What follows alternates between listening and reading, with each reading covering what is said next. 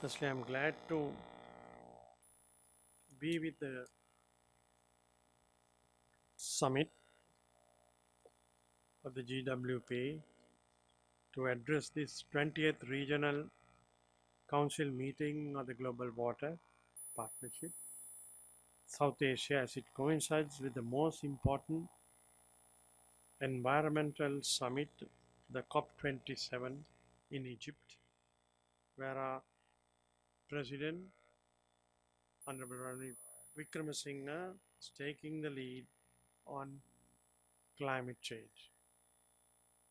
It is also the 20th anniversary of the GWP South Asia, which was established in 2002,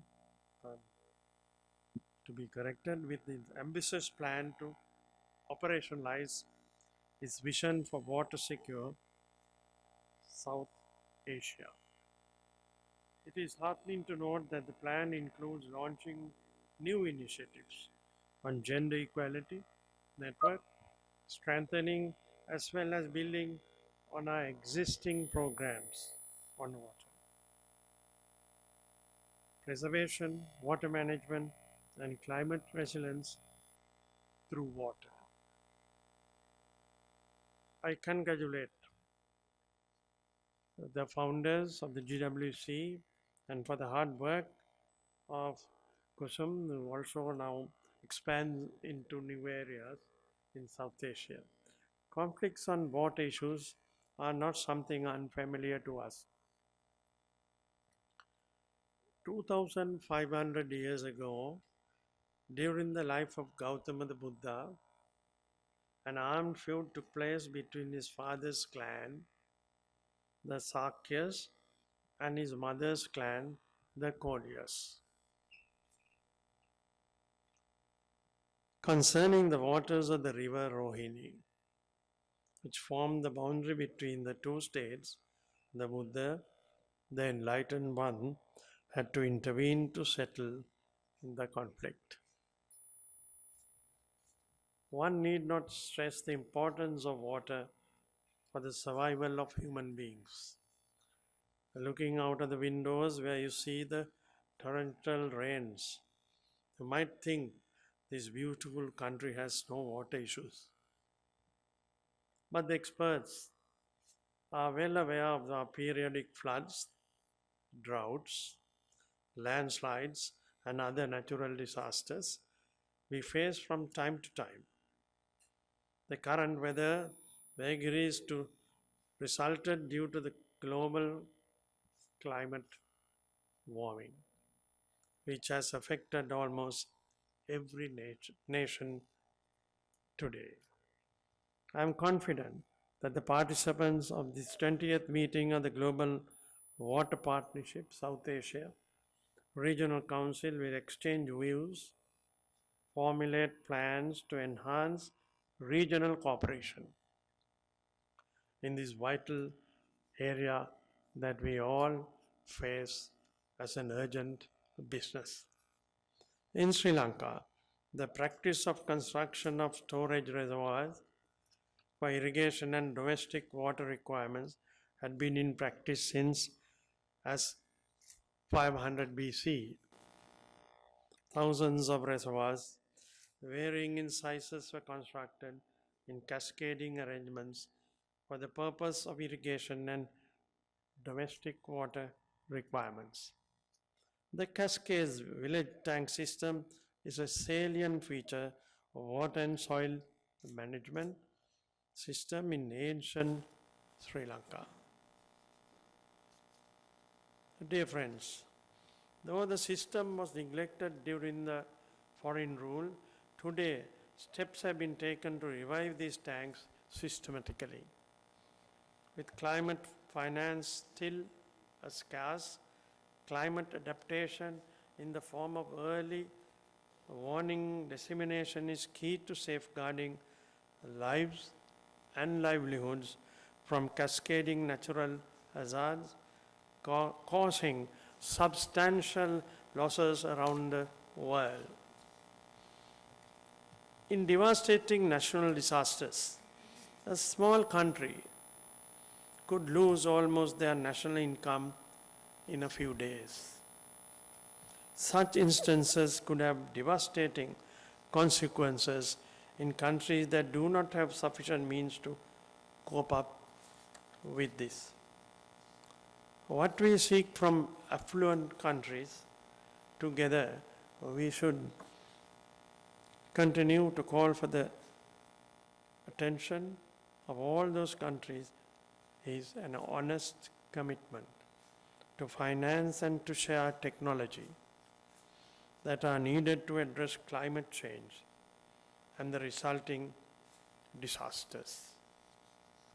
There is no doubt about the commonality of the problems on water related in South Asia.